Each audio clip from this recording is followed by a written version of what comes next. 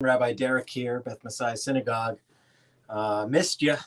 Sorry I haven't been on for a few days. Traveling complications and just getting home from our travels. I was at a conference with some colleagues and in Chosen People Ministries, through which I serve, and it was a really wonderful, wonderful time for me and for the family and for our whole team. So we were really encouraged, and the Lord really did some wonderful things while we were away. But we're back and excited to be here. And we're going to continue counting through the Omer in these daily devotionals. So we missed a few days, of course, but today is Omer Day 30, which is 4 weeks and 2 days. And remember, we're counting 7 full weeks, 49 days until the 50th day, which will be Shavuot or Pentecost, the Feast of Weeks.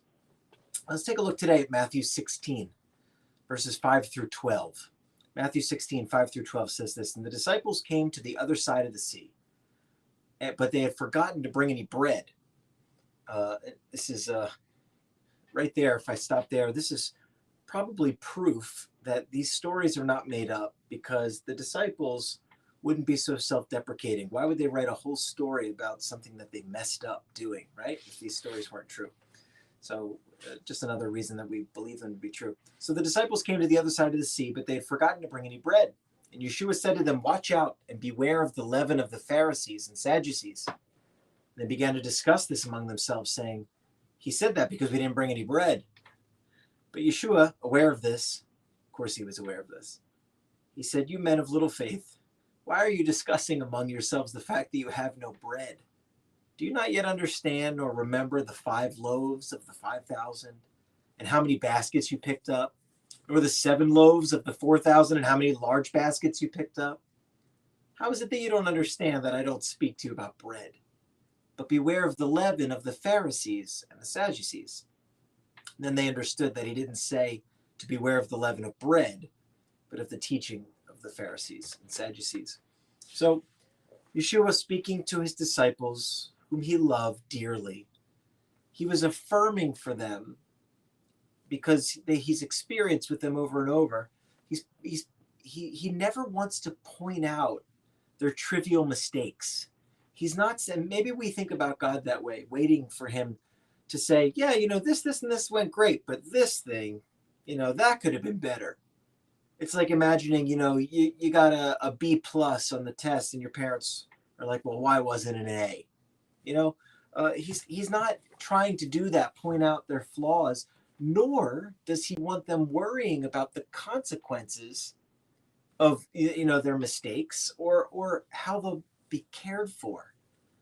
In my own life, Deirdre and I, oftentimes when we are coming up on a season or circumstance where we just don't know how God's going to provide, whatever it may be, maybe it's monetary, maybe it's some physical need, maybe it's something else, we often remind ourselves, or remind each other really, that God, even just in our own lives, has a perfect track record.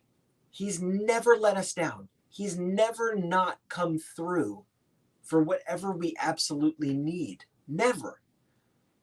And it's because of his great love for us. He's not going to let us down. We don't have to worry and spin ourselves up sick over trying to figure out how we're going to obtain or get through this or that. You fill in the circumstance, whatever might be worrying your heart. He doesn't want us to worry. He's saying, "Guys, don't you remember? I came through here, and I came through here, and I came through here, and I'm going to keep coming through for you." He's our good Father in that way. So they can be sure, the disciples in this account in Matthew here, they can be sure that when he warns them of something, it's not about shame. He's not bringing something up because he wants them to be embarrassed of their behavior or their mistakes. He's actually trying to impart wisdom and to protect them. It's very fatherly. He's saying this has nothing to do with how you behaved.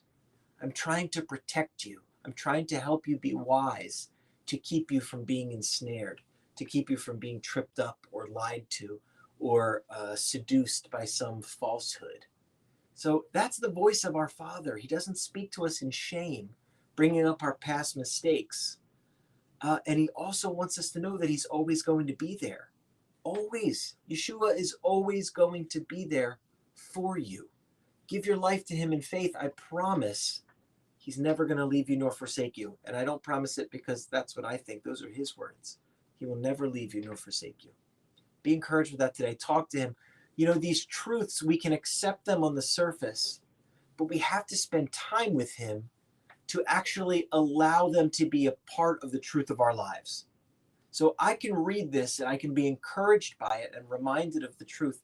But for me to actually become that truth, to live out that truth, it takes time, it takes patience, it takes prayer, it takes focused, dedicated time with him in order that we can actually become that the truth of that becomes part of who we are. So I encourage you, don't just let it wash over you and then move on to the next thing.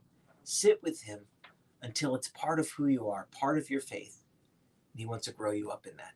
All right, we'll see you again tomorrow. Shalom, everyone.